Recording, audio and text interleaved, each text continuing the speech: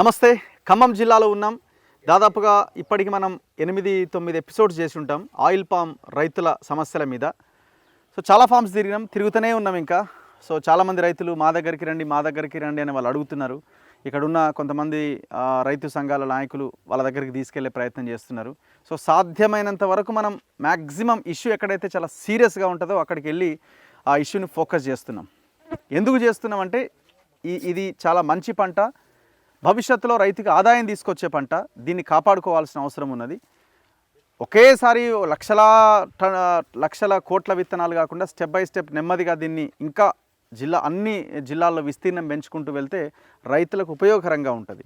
అది ఎప్పుడు నకిలీ విత్తనాలు లేనప్పుడు, ఆయిల్ ఫెడ్ కార్పొరేషన్ ట్రాన్స్పరెంట్గా పనిచేసినప్పుడు, ఎలాంటి అవినీతికి ఆస్కారం లేనప్పుడు, ప్రైవేట్ కంపెనీల యొక్క ఇన్ఫ్లుయెన్స్ లేనప్పుడు ఇదంతా కూడా చాలా పకడ్బందీగా జరుగుతుంది. సో అప్పుడు వ్యవసాయము దండగ కాదు పండగ అవుతుంది అప్పుడు. సో ఆ రకంగా చేసుకోవచ్చు. దీనివల్ల రైతులకు ఎలాంటి వర్షాలు వచ్చినాయనో, లేకపోతే పంట అయ్యో వర్షం వచ్చే అవకాశం ఉంది, లేకపోతే గాలి దుమారం వచ్చే అవకాశం ఉంది, కోతులు ఉన్నాయి, ఇట్లాంటి సమస్యలు ఏమీ ఉండవు. ప్రశాంతంగా రైతు నిద్రపోవచ్చు. ప్రశాంతంగా రైతు ఒక 15 రోజులు తర్వాత వద్దామని అనుకున్నా కూడా వెయిట్ చేయొచ్చు, ఎలాంటి ఇబ్బంది లేదు. సో అట్లాంటి రైతుని ఇబ్బంది పెట్టని పంట ఇది, రైతుకి లాభం చేసే పంట ఇది. సో దీని ద్వారా మనం రకరకాలుగా మనం దీన్ని ప్రజలు దీన్ని వినియోగించుకోవడానికి కూడా అవకాశం ఏర్పడుతుంది. ఇప్పుడు మన దగ్గర ఉన్నది ఈ ఫ్రెష్ ఫ్రూట్ బంచ్ అంటారు దీన్ని. సో దీంట్లోంచి ఆయిల్ తీస్తారు. ఈ ఆయిల్ని మనం రకరకాల ఈ పామ్ ఆయిల్ కానీ మిగతా చాలా రంగాల్లో ఆయిల్కి యూజ్ చేస్తూ ఉంటారు. సోప్స్ కానీ ఇట్లా చాలా వాటికి యూజ్ చేస్తూ ఉంటారు. సో దీని ద్వారా చాలా లాభాలు ఉన్నాయి. ఫెర్టిలైజర్ కింద యూజ్ చేస్తూ ఉన్నారు. ఏ చిన్న ఇది కూడా దీంట్లో వేస్ట్ పోదన్నమాట. సో ఇక్కడ మనకి రిఫైనరీ సెంటర్స్ కూడా, ప్రాసెసింగ్ యూనిట్స్ కూడా పెట్టాలి. మనం ఇక్కడ రా తీస్తున్నాం దీన్ని మళ్ళీ వేరే కంట్రీస్కి అక్కడికి పంపి మనం ఆయిల్ని మళ్ళీ దిగుమతి చేసుకుంటున్నాం. అవే యూనిట్స్ మన దగ్గర ఎందుకు పెట్టట్లే? ప్రభుత్వాలకు ఆలోచన ఉంటే, చిత్తశుద్ధి ఉంటే అది సాధ్యమవుతుంది. అయితే మనం బేసిక్గా ఇక్కడికి వచ్చింది ఏంటంటే, ఈ ఆయిల్ పామ్ కార్పొరేషన్ ఏదైతే ఉందో దాన్ని కొలాప్స్ చేసే కుట్ర జరుగుతున్నది. దీన్ని కాపాడాలి అని మనం ఈ ప్రాంతానికి రావడం జరిగింది. నకిలీ విత్తనాలు ఇచ్చి ఆయిల్ ఫెడ్ కార్పొరేషన్కి నకిలీలు ఇచ్చి ప్రైవేట్ వాళ్ళు మంచి విత్తనాలు తీసుకొని ఆయిల్ ఫెడ్ కార్పొరేషన్ మీద బురదేస్తున్నారు. ఇది పనికిరాదు, దీని దగ్గర కొనొద్దు అని. దొంగ ఇన్వాయిస్లు పెట్టి దాన్ని నష్టాలకు నెట్టేస్తున్నారు. రైతులకి సరైన మద్దతు ధర కల్పించట్లేదు. ఇట్లా చాలా సమస్యలు ఉన్నాయి. అయితే మీ పేరేమన్నారు? నా పేరు సూరిబాబు అండి. సూరిబాబు గారు తోటలో ఉన్నాం మనం. సూరిబాబు గారు వాళ్ళ బ్రదర్ కలిసి ఒక 23 ఎకరాల్లో ఈ ఆయిల్ పామ్ని సాగు చేస్తున్నారు. ఆయన కూడా దాదాపు ఒక అధికారులు డైరెక్ట్గా వచ్చి గుర్తించినవి 100 మొక్కలు ఖరాబ్ అయిన మొక్కలు ఉన్నాయట. అంటే ఆయనకి నర్సరీ నుంచి వచ్చిన మొక్కల్లో నాణ్యత లేని నాసిరకం గింజల ద్వారా తయారైన మొక్కలే దాదాపు 100 మొక్కల్ని ఆయనకి అధికారులు ఉన్నాయని చెప్పిరట. అంటే ఆ 100 మొక్కలు తీసేసుకొని కొత్తవి పెట్టుకోవాలి. కొత్తవి ఇప్పుడు పెట్టడానికి అవకాశం లేదు. 2017లో వీళ్ళు ఇక్కడ ఈ పంట వేయడం జరిగింది. ఈ తోటని నర్సరీ ప్లాంట్లు తెచ్చి అక్కడి నుంచి ఇక్కడ సాగు చేస్తున్నారు. సో ఆయన మాటలోనే తెలుసుకుందాం. ఆయన చాలా డీటెయిల్గా, కొంచెం టెక్నికల్గా కొంత అవగాహన ఉన్న రైతు కాబట్టి చాలా బాగా ఎక్స్ప్లెయిన్ చేస్తారు. నమస్తే అండి. నమస్కారం అండి. సో మీ సమస్య ఏంటి? మీ భూమి ఎన్ని ఎకరాలలో ఈ పంట వేశారు? 23 ఎకరాల్లో వేశానండి. ఈ 23 ఎకరాలు కాకుండా నేను ఇంకొక 7 ఎకరాలు వేరే చోట కూడా ఉంది. ఓకే. మొత్తం 30 ఎకరాల్లో నేను ఈ పంట వేశాను. నాకు ఈ 30 ఎకరాల్లో ఆయిల్ ఫెడ్ వాళ్ళు గుర్తించినవి 94 మొక్కలు ఆఫ్ టైప్. ఇవి ఎట్టి పరిస్థితుల్లో కూడా కాయవు. ఆఫ్ టైప్ అంటే పనికిరానివి. ఆఫ్ టైప్ అంటే ఇప్పుడు మీరు చూడొచ్చు, ఇప్పుడు అది ఆఫ్ టైపే. ఇప్పుడు అది ఆఫ్ టైపే. మళ్ళీ నేను తాపత్రయపడి ఏమైనా పెరుగుతుందేమో, ఇవాళ కాకపోతే ఇంకొక 8 సంవత్సరాల తర్వాత అయినా అది ఫలసాయం ఇస్తుందేమో అని ఒక ఆశపడి ఆ మొక్క పెంచాను. అది ఎంతవరకు పెరుగుతుందో లేదో నాకు తెలియదు. అది ఆఫ్ టైప్ మొక్క.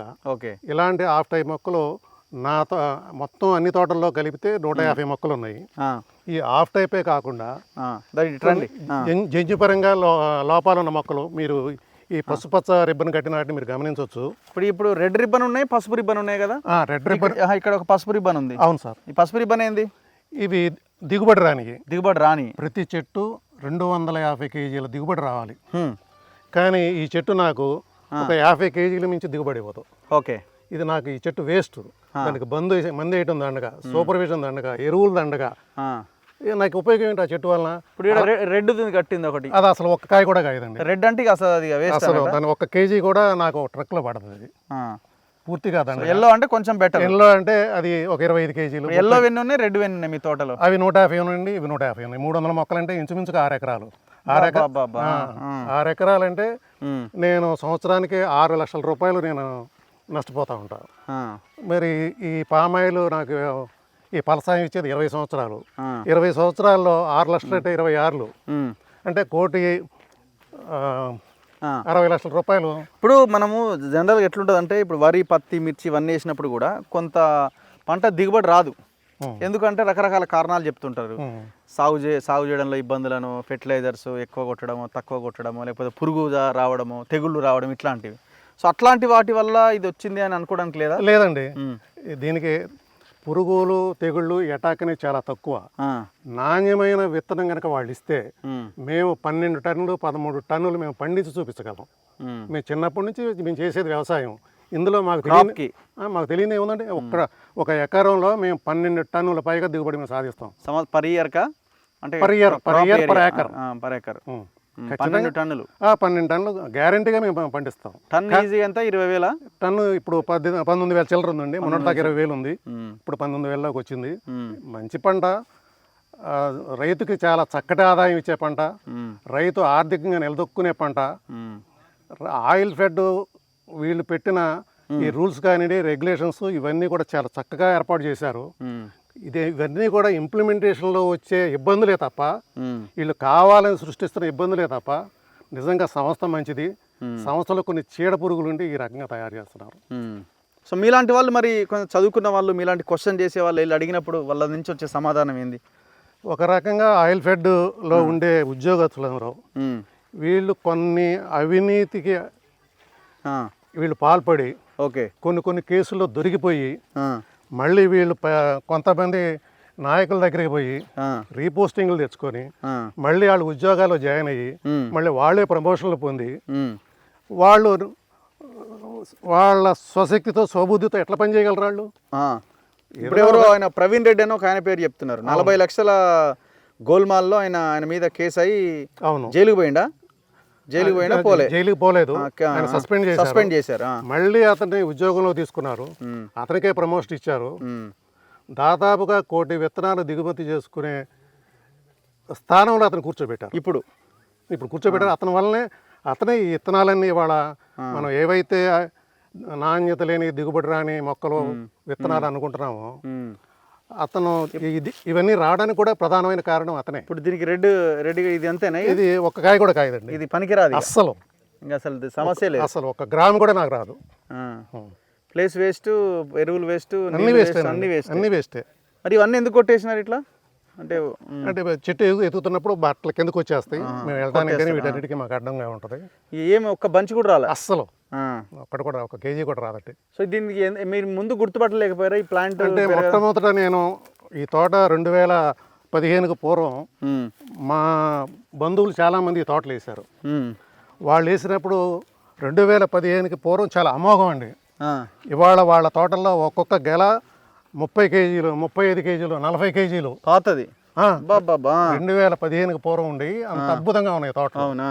నేను ఈ తోట వేసేటప్పుడు నా తోట కూడా అంతా అది చూసి మీరు వేసుకున్నారు. ఇంత అద్భుతంగా ఉంటుంది కదా, వీళ్ళందరూ చాలా బాగున్నారు, ఇంత వాళ్ళ ఆర్థిక పరిస్థితి బాగుంది, చక్కగా దీనివల్ల వాళ్ళు బిల్డింగ్లు కట్టుకున్నారు, కార్లు కొనుక్కున్నారు, పిల్లల్ని మంచి చదువులు చదివించుకున్నారు, ఆర్థికంగా చాలా ఉన్నత స్థితికి వెళ్తున్నారు, నేను కూడా అట్లాగే ఉండొచ్చు కదా అనే ఉద్దేశంతో వేస్తే నాకు ఇలాంటి మొక్కలు వచ్చినాయి. సరే, మీరంటే 20 ఎకరాలు ఉంది కాబట్టి మీరు మిగతా సెట్ చేసుకొని వ్యవహారం నడిపిస్తారు. 2-3 ఎకరాలు వేసిన వాళ్ళ పరిస్థితి ఘోరంగా, వాళ్ళ నరకమే కావాలి. వాళ్ళ నరకం అండి అంతే. ఇప్పుడు ఇందాక మనం ఒక తోట చూసి వచ్చాము, పటవారిగూడెంలో మనం చూసాము. మీరు 2 ఎకరాలు కంప్లీట్ తీసేయాలి ఆ తోట. నిజంగా వాళ్ళ కుటుంబంలో చాలా ఆర్థికంగా చాలా వెనకబడి ఉన్నారు. వాళ్ళ ఇంట్లో బంగారాలు ఇవన్నీ తాకట్టు పెట్టి అప్పు తీసుకొని వచ్చి ఆ తోట వేసి పెంచితే ఈ లోపల వాళ్ళ కుటుంబంలో ఒక 2 క్యాన్సర్ బారిన పడ్డారు. వాళ్ళ హాస్పిటల్కి బోల్డ్ లక్షల రూపాయలు ఖర్చు పెట్టారు. సరే, ఎన్ని ఖర్చు పెట్టినా మనం ఈ తోట ఆదుకుంటుంది అని చెప్పి తోట వైపు చూస్తే అది ఈ తోట అసలు ఎందుకు పనికిరాని తోట. ఇప్పుడు వరి లాంటి పంట సరే ఒకసారి క్రాప్ పోతే ఇమీడియట్ గా తీసి మళ్ళీ వేస్తారు. ఇప్పుడు ఇది వేయడానికి మళ్ళీ ఇక పెద్ద మీరు గమనించవచ్చు, పక్క తోటలోనే ఇప్పుడు ఈ కాయన మొక్క అని చెప్పి మనం ఈ మొక్కను తీసి మళ్ళీ మొక్క ఇస్తే ఇది ఎట్టి పరిస్థితుల్లో కూడా ఆ మొక్క ఎదగదు. ఇప్పుడు నిన్న మంత్రి గారి ఆడియో విన్నారు కదా మీరు, నేను మొక్క పోతే మొక్క ఖచ్చితంగా నేనే ఇస్తా అని అంటున్నాడు కదా. ఇచ్చి మేము వేస్తే ఆ మొక్క పెరుగుతుందా, ఆ మొక్క కాస్తుందా? అంత నీడే కదా, అంత నీడే కదా, ఎట్లా కాస్తుంది? ఎట్టి పరిస్థితుల్లో కూడా కాయదు. సో మీరంతా బయట నుంచి తెచ్చుకున్న వాళ్ళకి ప్రాబ్లం వచ్చింది అంటున్నాడు. మాకు ఇచ్చింది ఆయిల్ ఫెడ్ వాళ్ళు ఇచ్చారు. మేము బయట నుంచి తెచ్చుకుంటే మాకు ఎఫ్ కార్డ్ అని ఒక కార్డు ఇస్తారు. ఎఫ్ కార్డు మాకు ఎందుకు ఇచ్చారు? మీ రిజిస్టర్లో మీకు కోస్టారికా విత్తనం ఇచ్చామని చెప్పి మీ రిజిస్టర్లో ఎన్ని మొక్కలు ఇచ్చారో, ఏ తారీఖుని ఇచ్చారని చెప్పి మీరు ఎందుకు రిజిస్టర్ చేశారు? మేము దొంగ మొక్కలు కొనుక్కొచ్చాం, మమ్మల్ని ఎట్లా దొంగలుగా మీరు చిత్రీకరిస్తున్నారు? అంటే మీరు సమస్యని డైవర్ట్ చేయడం కోసం మాట్లాడే మాటలే తప్ప ఎవరో ఒకటి అరా వాళ్ళు విత్తనాలు మొక్కలు పెంచి అమ్ముకొని సొమ్ము చేసుకుందామన్న ఆలోచనతో ఎవరో ప్రయత్నం చేశారు. అది పట్టుకోవాల్సిన బాధ్యత ప్రభుత్వానికి, మాది కాదు కదా. మీరు ఎందుకు వాళ్ళని పట్టుకోలేదు? ఎందుకు వాళ్ళ మీద కేసులు పెట్టలేదు? ఎందుకు వాళ్ళ మీద మీరు చర్యలు తీసుకోలేదు? సో ఇప్పుడు మీరు ఇక్కడ సమస్య వస్తున్నది ఒకటి, నకిలీ విత్తనాలు ప్లాంట్ దాన్ని కనిపెట్టలేకపోతున్నారు. తెచ్చిన 3 ఏళ్ల తర్వాత మీరు గుర్తించేసరికి ఆగం అవుతున్నది. అవును, సరే, పండిన పంటని తీసుకుపోయిన తర్వాత అయినా సరిగ్గా ఉన్నదా? ఓకే, అక్కడ బాగానే ఉందండి. ఇంతకుముందు గతంలో చాలా ఇబ్బందులు ఫేస్ చేసాము. ఎందుకంటే మొదట్లో అక్కడ కూడా ఫేక్ ఇన్వాయిస్లు తయారు చేసి ప్రైస్ తగ్గిస్తున్నారని అంటున్నారు. సరే, అక్కడ కూడా కొన్ని గూడు పుట్టాడీలు ఉన్నాయి, ఉన్నమాట వాస్తవమే. గతంలో ఆయిల్ ట్యాంకర్లు అమ్ముకున్న అధికారులు ఉన్నారు, వాళ్ళని సస్పెండ్ చేశారు, వాళ్ళు జైలుకి పోయారు, మళ్ళీ వాళ్ళని ఉద్యోగాలకు తీసుకున్నారు, మళ్ళీ వాళ్ళకి ప్రమోషన్లు ఇచ్చారు. డ్రమ్ముల్లో ఆయిల్ తీసుకెళ్ళిన వాళ్ళు ఉన్నారు. ఈ మధ్య రీసెంట్గా అయితే ఒక 85 టన్నుల ఆయిల్ ఫ్యాక్టరీలో మిగిలిపోయింది. వాటిని ఏ లెక్కల్లో చూపెట్టలే. ఎందుకు చూపెట్టలేకపోతున్నారు మీరు లెక్కలంటే, ఏం లేదంటే మేము ట్యాంకులు తుడిచాము. ఎవరున్నారండి దీని వెనకాల? అంతా ఐఏఎస్లు అంతా ఆల్ ఇన్ వన్. ఈ ఆయిల్ ఫెడ్ అనేది ప్రత్యక్షంగా ఒక 2 ఐఏఎస్ ఆఫీసర్ల సమక్షంలో నడుస్తుంది. ఈ బోర్డ్ ఆఫ్ డైరెక్టర్స్ మీటింగ్లో 7 ఐఏఎస్ అధికారుల పర్యవేక్షణలో ఇదంతా నడుస్తూ ఉంటుంది. 7 ఐఏఎస్ల పర్యవేక్షణలో ఇది నడుస్తూ ఉంటుంది. మాకు ఆశ్చర్యం వేస్తుంది, 7 ఐఏఎస్ల పర్యవేక్షణలో నడుస్తున్న సంస్థ అసలు ఇవన్నీ చూస్తూ ఉంటే అసలు నిజమేనా అని మేము నమ్మలేకపోతున్నాం. మరి ఐఏఎస్ అధికారులు ఏం చేస్తున్నారో మాకు అర్థం కావట్లేదు. చర్యలు ఉండవు, వీళ్ళ మీద కేసులు ఉండవు, వీళ్ళ మీద ఏమీ చేయరు వాళ్ళని. మరి ఇప్పుడు పరిహారం అన్నది ఒకటి ఉంటుంది కదా, పంట నష్టపోతే కంపెనీ వాడిని అయినా అడగాలి, ఆయిల్ ఫెడ్ అయినా అడగాలి, మేము ఇంత నష్టపోయినాం ఏంటి అన్నది ఒక బీమా లాంటి ఇది కూడా ఏం లేదా? దీనికి ఎలాంటి బీమా లేదు. అలా ఆయిల్ పామ్ చట్టంలో మేము ఎలాంటి సహాయం చేయలేమని చెప్పి జంగా రాఘవరెడ్డి గారు చెప్తున్నారు. మీకు కావాలని మీరు మొక్క పీక్కోండి, మొక్క వేసుకోండి, అది ఒక్కటే మాకు చెప్పేది. ఆ 20 రూపాయల మొక్క మీ మొఖాన పడేస్తాం, అంతే అంతే. యా, సిపిఎం సీనియర్ నాయకులు ఉన్నారు ఇక్కడ. ఇదే ఇష్యూ మీద వాళ్ళు కూడా చాలా పెద్ద ఎత్తున సిపిఎం పార్టీ వాళ్ళు కొట్లాడుతున్నారు. పుల్లయ్య గారు, సో పుల్లయ్య గారితో మనం మాట్లాడదాం. యా, నమస్తే అండి. నమస్కారం సార్. మొన్న మీరు కూడా ఆఫీస్కి రావడం జరిగింది, చాలా సీరియస్గా ఇష్యూని టేకప్ చేయాలని చెప్పారు. ఏం జరుగుతున్నది అంటే 7 ఐఏఎస్లు ఉన్నారని అంటున్నారు. ఇక్కడ 3 మంత్రులు ఉన్నారు ఖమ్మం జిల్లాలో, సార్ చాలా హేమాహేమీలు. ఆర్థిక మంత్రి, దట్టు డిప్యూటీ చీఫ్ మినిస్టర్ ఆయనే. Ponguleti Srinivasa Reddy is a big shot.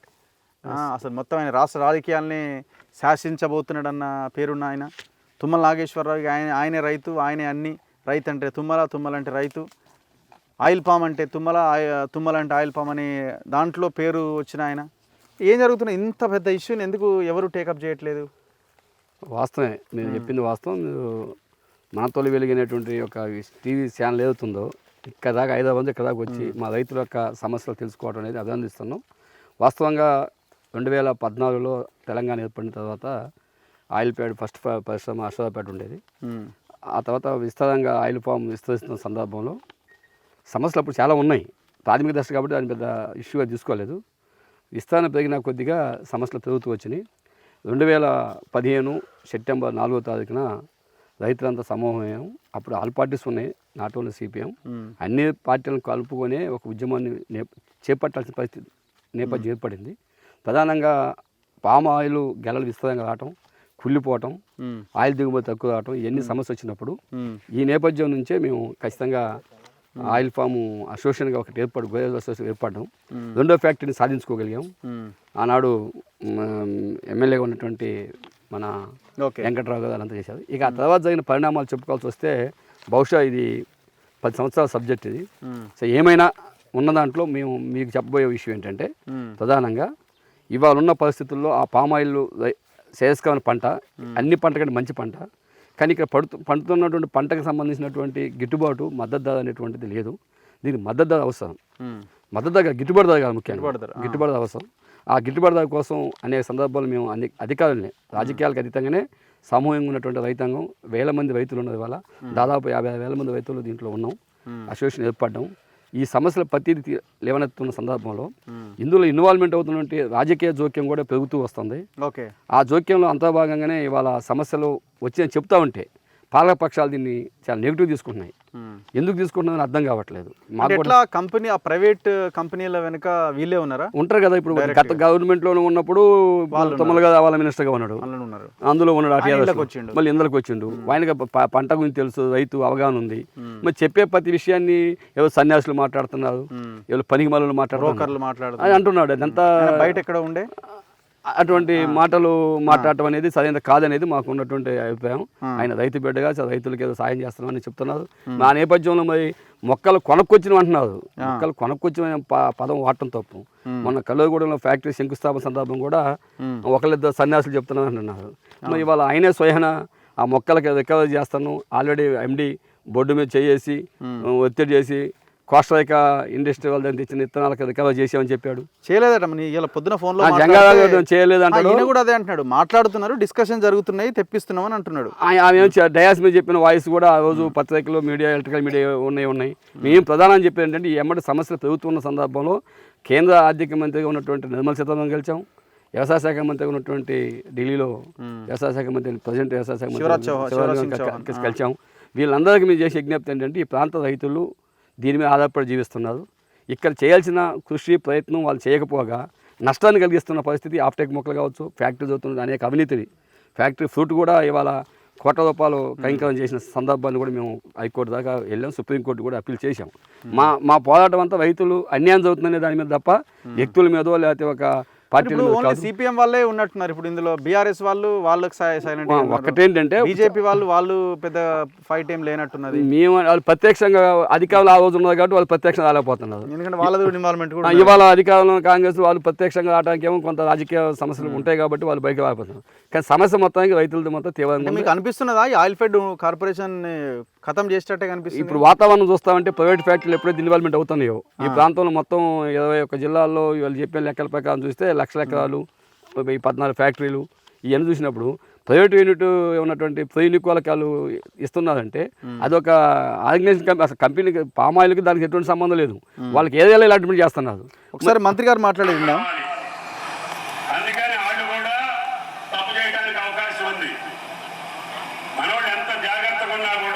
ఇన్ని లక్షల మొక్కలు, ఇన్ని కోట్ల మొక్కలు తేవాలి కాబట్టి ఆ విత్తనాలలో 1-2 పొరపాటు రావచ్చు. కాబట్టి అటువంటివి కూడా నర్సరీలోనే వెరిఫై చేసి కనిపెట్టి ఇక్కడే తీసేయమని చెప్తున్నా. నేను కూడా 3 సంవత్సరాల మొక్కలు 60 మొక్కలు తీసేసామన్నా. కాబట్టి దయచేసి రైతులు వేసేటప్పుడే కరెక్ట్ అయినటువంటి ఫార్ములా తెచ్చుకోవాలి, పరిశీలించి తెచ్చుకోవాలి. మొక్క తీయాలి అని అంటే మన గుండె పగిలిపోద్ది. కాబట్టి దయచేసి రైతులు ఎక్కడా కూడా పొరపాటు చేయండి, తక్కువ పడద్దు. ఎవడో ఇస్తాడో తక్కువ రేటుకి ఇస్తాడో లేకపోతే దొరుకుతున్నాయి కదా అని తేవద్దు. దొరికితే ఏడ దొరికితే బయట కాస్టే కదా, బయట అమ్ముతారండి. బయట అమ్మే మొక్కలు కావు. ఇప్పుడు వీళ్ళు ఇచ్చేది 20 రూపాయలు ఒక వచ్చింది సార్. బయట అమ్మే మొక్కలు కానే కాదు. ఇది ఎంతవరకు ఇస్తే ప్రైవేట్ కంపెనీలు ఇస్తే వాళ్ళు వాళ్ళ ఏదైనా ఇస్తారు. ప్రైవేట్ ఏదైనా ఇవ్వడానికి అవకాశం లేదు. వాళ్ళ కాస్ట్ కూడా ఎక్కువ ఉంది కదా. కాస్ట్ ఎక్కువ ఉంది. గవర్నమెంట్ సబ్సిడీ మీద ఇస్తుంటే ఇక్కడ తీసుకోకుండా బయట తీసుకోవాలి. అది భవిష్యత్తులో మీకు ఇంటికి తీసుకొచ్చేస్తాం. మీరు ఎక్కడికి కూడా వెళ్ళొద్దు. మీరు ఫోన్ చేస్తే కూడా ఇంటికి తీసుకొచ్చేస్తాం. మీరు తప్పు చేసి సంస్థలో వ్యవస్థలో తప్పు పెడితే అది కోట్ల మంది రైతులకి నష్టం. కాబట్టి ఒకళ్ళు ఆ కార్యక్రమంలో ఉన్నారు. ఆడ కూడా చేతులెత్తి నమస్కరిస్తున్నా. ఎక్కడైనా పొరపాటు జరుగుతుంది.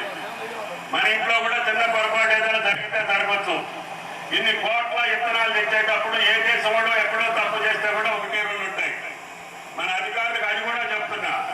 మీరు నర్సరీలో మొక్కలు ఇచ్చేటప్పుడే క్షుణ్ణంగా పరిశీలించి అవసరమైతే ఒక సైంటిస్ట్ పెట్టండి, నర్సరీకి ఒకండి. ఆఫ్టేక్ మొక్కలు ఎవరికి కూడా రైతు దగ్గరికి వెళ్ళడానికి లేదు, రైతు నష్టపోవడానికి లేదు. ఇక్కడ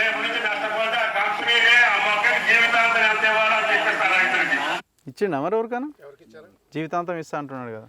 ఆ మాటల్లోకి ఆచరణకి సంబంధం లేదని కల్పిస్తుంది. ఎందుకంటే మీరు చేసే తప్పులకి సంస్థను తప్పు పట్టొద్దు అంటున్నారు. ఒకటే 2 మొక్కలు అంటే ఇబ్బంది లేదు. ఆయన ఒకటే మొక్క ఉన్నాను ఈడ కనబడుతుంది వేల మొక్కలు కదా, 10 ఎకరాల్లో వేసే మొక్కల్లో 50% మొక్కలు అయ్యే కల్లింగ్ మొక్కలు వచ్చేసి ఆప్టెక్ గెలగలుస్తుంటే అవి ఎట్లా ఒకటే అవుతుంది. అందుకని సైంటిస్టులు పెట్టమని అడుగుతాను. మరి ఇప్పుడు ఎందుకు పెట్టబోతున్నారు?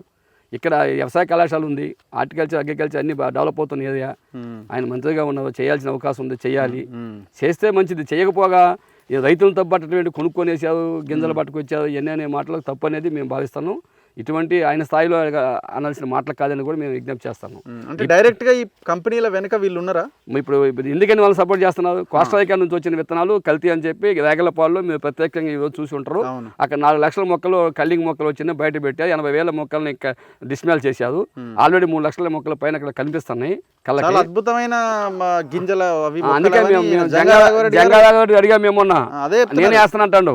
ఆయన వేసి ఒక మోడల్ ప్లాంటేషన్ చూపిస్తే మొక్కలు 9 నెలల నుంచి 11 నెలల లోపు వేయాలా, కానీ 3 సంవత్సరాలకు వేయాలి మొక్కల్ని. ఆయన ఎట్టేస్తాడు అనేది కూడా మాకు కూడా అర్థం కావట్లేదు. మరి రాజకీయంగా మాట్లాడినట్టు అనిపించింది తప్ప రైతులు చదివిన గాను ఆయిల్ పేడను రక్షించడానికి మాట అనిపించలేదు ఆయనతో మాట్లాడుతాం. ఇప్పుడు ఏం చర్చ ఎట్టు వెళ్తుందంటే, మీరు అందరు కలిసి ఆయిల్ ఫెడ్ ద్వారా రైతులు ఎవరు కొనొద్దు, ఆయిల్ ఫెడ్ని మొత్తం క్లోజ్ అటువైపున జరుగుతున్నది కుట్ర, కానీ ఇప్పుడు ఇటువైపు నెట్టే ప్రయత్నం చేస్తాం. ఎందుకంటే వాళ్ళు చేసిన తప్పులు రైతులు మాలంటి వాళ్ళు నెట్టకపోతే అవకాశం లేదు కదా.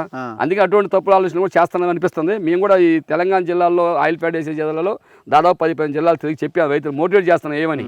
ఇప్పటికీ మేము మా డిమాండ్ ఏంటంటే, పోడు భూములు ఇచ్చుకోండి, ఏజెన్సీ ప్రాంతం ఇదంతా పోడు భూములకు మీరు పట్టాలు ఏమైనా సాగుతుంది మొక్కలే ఒక పొయ్యి మీద ఉండి ఇవాళ నీళ్ళు చేస్తున్నారు. మేము వేయాలని డిమాండ్ చేస్తున్నాం. మీరు ఇచ్చే మొక్కలు ఖచ్చితంగా రైతులకు అందాలి. ప్రతి ట్రైబు వ్యవసాయం చేసుకుని సిద్ధంగా కూడా పోడు భూములు ప్రతి సెంటుకి మీరు పామాయిల్ మొక్కలు మేము డిమాండ్ చేస్తున్న సందర్భం ఉంది, దరఖాస్తు ఇచ్చిన సందర్భం ఉంది. మరి మేము వేయొద్దని చెప్పిన వాళ్ళం అయితే మొక్కలు ఎందుకు ఏమంటాం? పామాయిల్ మొక్కల్ని ఫ్యాక్టరీలు కాపాడాలని చెప్తున్నాం ఒక పక్కన, రైతు రక్షణగా మీరు ప్రభుత్వం ఆదుకోవాలని చెప్తున్నాం. మూడో పక్కన ఏజెన్సీ ప్రాంతంలో ఉన్నటువంటి పామాయిల్ని డెవలప్ చేసి దాంట్లో మీరు ఇచ్చే సబ్సిడీలు ఏమైనా ఉపయోగపడతాయి. మొక్క మీ పాస్బుక్లు ఇవ్వకపోవడం మీ తప్పు, అది ప్రభుత్వాన్ని. ధరణిలు కావచ్చు, ఇప్పుడు వచ్చిన కొత్త భూబాధిత కావచ్చు, లేదా మీరు చెప్పే రాజకీయ ఉపన్యాసాలు వేదికలు మీరు చెప్పే కావచ్చు. మేము ఏమంటున్నామంటే, ప్రత్యక్షంగా వాళ్ళ ట్రైబల్ ఏజెన్సీలో పౌడు భూములు చేసుకుంటున్నారు, వాళ్ళకి నీటి సౌకర్యం కల్పించండి, అట్లాగనే మొక్కలు ఇవ్వండి, సబ్సిడీలు ఇవ్వండి మేము కోరుకుంటున్నాం. రెండోది ఏంటంటే, ఇక్కడ ఇంకా సమస్య, ఇక్కడ లక్షల టన్నులు గెల్ల వస్తుంది. సంవత్సరానికి వచ్చాక 2,75,000 హైయెస్ట్ హీల్డింగ్ వచ్చింది పోయిన సంవత్సరం. ఇక్కడ రిఫైనరీ అవసరం అర్జెంటుగా ఈ ప్రాంతం యూనిట్ అవసరం, తక్షణం పెట్టాలి. ఇది పెట్టకుండా ఇక్కడ సిద్దిపేటలో మొత్తం తెలంగాణలో ఉమ్మడి ఖమ్మం జిల్లాలో చూస్తున్నప్పుడు ఇక్కడ 130,000 ఎకరాలు ఉంటే, మొన్న పంట వచ్చింది కూడా 2,17,000 టన్నులు వస్తే, మొత్తం వితౌట్ అంటే ఉమ్మడి ఖమ్మం జిల్లా మినాయిస్తే మిగతా చోట్ల వచ్చింది 3,100 టన్నులు వచ్చింది. 1,568 టన్నులు వచ్చింది. ఇప్పుడు ఈ అశోకాపేట్ ఇక్కడ కంటే కూడా చాలా పెద్దది కదా అది. అందుకే 200 టన్నులు యూనిట్కి పెట్టారు భవిష్యత్తు కోసం. అది రాజకీయ మేల్బాని కోసం పెట్టారు, రైతులకు ఉపయోగపడింది అంటే సంతోషమే, కానీ ఫ్యూచర్ ఉంది దానికి. దాదాపు 25 సంవత్సరాలతో రావచ్చు. కానీ ఇవాళ వాళ్ళు ఎంత చేసినా 4,000 టన్నుల కంటే ఎక్కువ రాదు. 4,000 టన్నులు అంటే 2 గంటలు 3 గంటలు ఆడి వల్ల పడే వస్తుంది. అటువంటి యూనిట్ అక్కడ ఏర్పాటు చేశారు. మేము దాన్ని వ్యతిరేకించట్లేదు. కానీ ఈ ప్రాంతంలో 2,75,000 టన్నులు మెట్రిక్ టన్నులు వచ్చే ఫ్రూట్ వస్తామంటే, ఇక్కడ క్రూడాలను తీసుకెళ్ళి ఆంధ్రాకి ఎక్కడికి అమ్మేసి మళ్ళీ ఆల్డా కొనుక్కొని మళ్ళీ విజయ పేరు మీద ప్యాకెట్లు చేసి మళ్ళీ ఇక్కడ అమ్ముతున్నారు. అసలు ఎంత ఆశాస్పదంగా ఉంది ఈ మాట. మేమేమంటున్నాం అంటే, ఇక్కడ రిఫైనరీ ఖచ్చితంగా పెట్టాలి. ఇక్కడ ఉన్నటువంటి ఏజెన్సీ ప్రాంతంలో ట్రైబ్స్ నిరుద్యోగ యువకులు ఉన్నారు, అనేక మంది యువకులు ఉన్నారు, వాళ్ళకందరూ ఉద్యోగ అవకాశం కల్పించాలని మేమంటామంటే, మేము ఎక్కడో పట్టపోయి సిద్దిపేటలో పెడతానంటే, సిద్దిపేట అవసరం పెట్టవచ్చు, ఇబ్బంది లేదు. కానీ ఇప్పుడు అవసరం ఉన్న ప్రాంతాలు పెట్టకుండా ఇక్కడ నుంచి కూరగాయలు తరలించి ఎక్కడికి అమ్మేసి అక్కడి నుంచి మళ్ళీ కొనుక్కొచ్చుకొని ఇవన్నీ చేతులు మారుతున్న కొద్దిగా కమిషన్లు కొద్ది చేస్తున్నట్టు అనిపిస్తుంది. ఈ నగ్న సత్యాలు ఇవన్నీ ఈ చెప్తుంటే మింగుడు పట్టదు వాళ్ళకి. మేము బాధ ఏంటంటే, రైతుల పక్షాలు మాట్లాడుతున్న విషయాల్లో తప్పు అయితే వేదిక పెట్టండి, వస్తాం మాట్లాడతాం. ఆ వేదిక మీద వాస్తవాలు మీలాంటి సిన్సియర్గా పనిచేసేటువంటి టీవీల ముందు కూకబెట్టండి. మేము చర్చ పెడతాం, చర్చలో మీరు పాల్గొనండి. ఎన్నిసార్లు కలిసారు తుమ్మల నాగేశ్వరరావు? మేము స్వయాన ఇంటికి వెళ్ళాము, గేట్ కాడికి. ఆయనతో మంచి చనువు ఉంది, మమ్మల్ని మంచిగా రిసీవ్ చేసుకుంటూ పోయాము. దురదృష్టం ఏంటంటే, ఆయన మినిస్టర్ అయిన తర్వాత అందుబాటులోకి మాలంటి వాళ్ళకి అందుబాటులో లేదు, మిగతాలకు ఉండొచ్చు. దరఖాస్తు పార్టీకి వెళ్ళాము, తీసుకోలేదు, అలా పిఏ తీసుకున్నాడు, సంతోషించాము. అట్లాగే ఇప్పుడు ఎంపీ గారికి ఇచ్చాము, ఇప్పుడు ప్రెసిడెంట్ ఎంపీ గారికి రఘురామరెడ్డి గారికి, అట్లాగే ఎమ్మెల్యేకి ఇక్కడ లోకల్ ఎమ్మెల్యేకి 4 సార్లు ఇచ్చాము. ఇక కేంద్ర మంత్రి దాకా వెళ్ళినాము, ముఖ్యమంత్రి గారు కలిసాము. ముఖ్యమంత్రి రేవంత్ రెడ్డి గారిని కూడా స్వయాన్ని కలిసి దరఖాస్తు ఇచ్చాను. రెస్పాన్స్ అంటే కనిపిస్తుంది కదా, రెస్పాన్స్ మీరు ఢిల్లీలో పోవాల్సిన పరిస్థితి లేదు. ఇప్పటికైనా మీ ఛానల్ ద్వారా కనీసం వాళ్ళు స్పందించి, మీరు ఏదైతే ఇవాళ అనేక రకాల వాస్తవాలు వెలుగుదీస్తున్నారో మీ ఛానల్ నుంచి వాళ్ళు గమనించి ఈ రైతాంగాన్ని ఆదుకోవాలనేది మా ప్రధానమైన డిమాండ్. అఖిలపక్షంగా ఆల్ పార్టీస్ కలిసే చేస్తాను. ఇక్కడ ఒక రాజకీయ పార్టీ మీద దురుద్దేశంగా మాట్లాడలేదు. అన్ని కులాలు అన్ని రాజకీయ పార్టీలు ఉన్నాం. ప్రధానంగా మీకు యాక్టివిటీలో స్పీడ్గా ఉండొచ్చు, లేదా సమస్యలు మీద ఉండొచ్చు. నేను రైతు సంఘం స్టేట్ కమిటీ మెంబర్గాను నా పాత్ర ఉంది. అంతే తప్ప మేమేదో కావాలని రాజకీయంగా ఇక్కడ మేము పదవులు పొందటానికో దీన్ని అడ్డం పెట్టుకుని రాజకీయాలు చేసి సంపాదించుకోవడానికి వచ్చిన వాళ్ళం కాదు. అటువంటి వాస్తవాలు కూడా ప్రజలకు తెలుసు. కాబట్టి మేమేమంటున్నాం, ఇప్పటికైనా ఈ రోజుకైనా కనీసం ఈ ఛానల్ ద్వారా సమాచారం అందుకోలేనా రైతులను రక్షించడానికి ఇక్కడ ఖచ్చితంగా వ్యవసాయ కళాశాల 400 ఎకరాలు ఉంది. హార్టికల్చర్ అగ్రికల్చర్ ఉంది. ఇక్కడ ఈ ప్రాంతంలో మేము ఖచ్చితంగా ఒక సైన్స్ సిస్టమ్ ఏర్పాటు చేసి రీఫైనరీ పెట్టి ఈ ప్రాంత రైతులను ఆదుకోమని చెప్పి ప్రభుత్వాన్ని మీ తరపున ప్రత్యేకించి కోరుకుంటాను. థ్యాంక్ యూ వెరీ మచ్ అండి. ఖచ్చితంగా ఈ ఫైట్ కొనసాగించాల్సిన అవసరం ఉంది. మంత్రి తుమ్మల నాగేశ్వరరావు గారు, మీరు దాదాపు మీ ముందు ఒక 15-20 వీడియోలు పెడుతున్నా. ఈ అన్ని వీడియోలు చూసిన తర్వాత అయినా మీరు మీ ఆలోచన మార్చుకోవాలి. తప్పు గవర్నమెంట్ వైపే ఉన్నది. సరే, మీరు వచ్చి 16 నెలలే కావచ్చు, కానీ మీరు అంతకుముందు పోయిన గవర్నమెంట్లో మీరే మంత్రిగా ఉన్నారు. ఇక్కడ ఉన్న వాళ్ళు చెప్తున్నారు, చాలామంది గ్రామాలకు చెందిన ప్రజలు, ఆయన అపోజిషన్లో ఉన్న ఆయిల్ పామ్ మీద ఆయనదే పెత్తనం ఉంటుండే అని. మరి ఇంత పగడ్బందీగా మీరు పనిచేసిన మరి రైతులు ఇంత నష్టపోతుంటే మాట్లాడాలి కదా. ప్రత్యేకంగా దీనికి ఒక చట్టం ఇమీడియట్గా తీసుకురావాల్సిన అవసరం ఉన్నది. వచ్చే అసెంబ్లీ సమావేశాల్లో ఈ ఆయిల్ పామ్ మీద ఒక ప్రత్యేక చట్టం తీసుకురావాలి. ఎక్కడైతే ఆ పంట బాగా పండుతున్నదో అక్కడ ఖచ్చితంగా ఈ రిఫైనరీ సెంటర్స్ని ఏర్పాటు చేయాల్సిన అవసరం ఉన్నది. చూస్తూనే ఉండండి మన తొలి వెలుగు.